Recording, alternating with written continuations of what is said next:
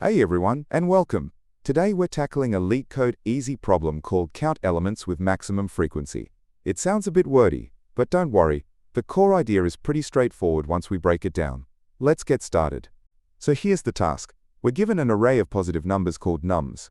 Our goal is to find which numbers appear most often, and then return the total count of all those most frequent numbers combined. Let's unpack that with an example. This problem really has two key parts. First, we need to understand frequency, which is just a fancy word for count. We're nice. How many times does the number 1 appear? That's its frequency. Then, we find the maximum frequency, the highest count we see in the entire array.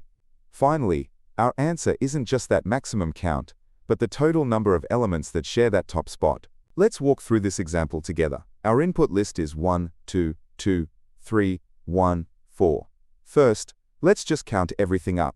We see the number 1 twice, the number 2 also twice, and 3 and 4 each appear just once.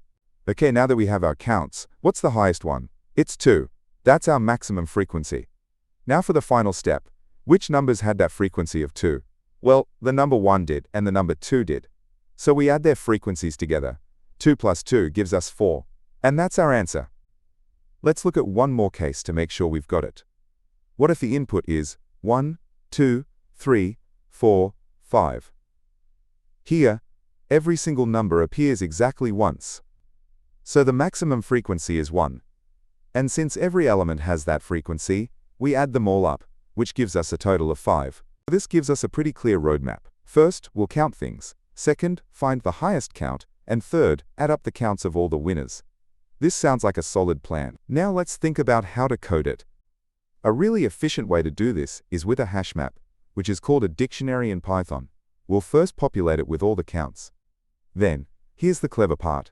We can find the maximum frequency and calculate our final answer at the same time by making just one pass through the counts we collected.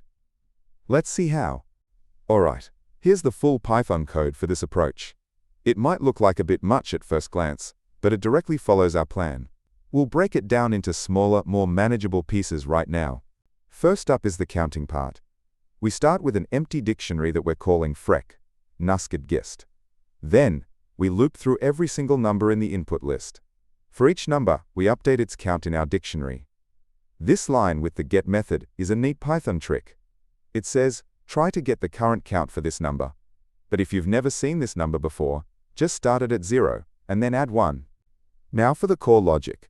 We create two variables to keep track of things, max frequency and total frequencies, both starting at 0. Then, we loop through the values of our dictionary. That is, we're only looking at the counts themselves, not the original numbers. Inside the loop, we have two conditions. The if block handles the case where we find a count that's bigger than any we've seen before. When that happens, we have a new champion. We update our max frequency, and, importantly, we reset our total frequencies to be just this new champion's count. The elif, or else if, block handles a tie. If we find a count that is exactly equal to our current max, we just add that count to our running total. Okay, let's look at another way to solve this.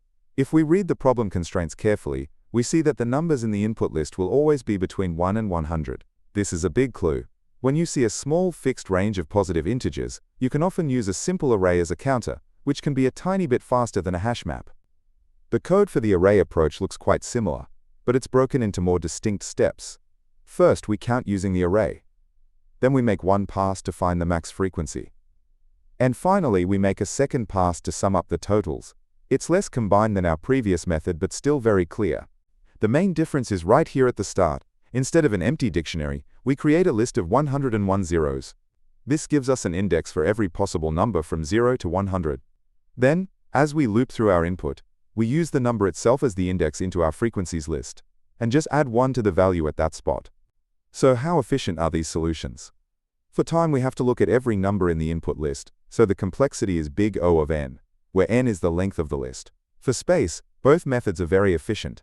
The array uses a fixed size of 101, which is constant. The hash map size depends on the number of unique elements, but the problem constraints limit this to at most 100. So for all practical purposes, we can consider both to use constant, or big O of 1, space.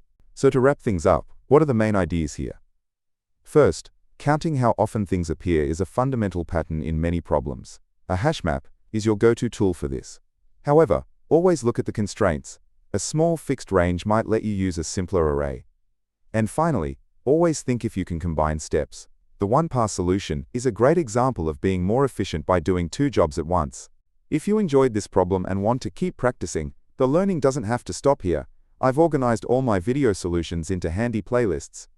Whether you're looking to grind through more Leetcode easy, medium, or hard problems, or you want to master a specific topic like sliding window or dynamic programming, I've got a playlist for you. It's the perfect way to focus your study sessions. Go to the Playlist tab and find a playlist that fits your goals.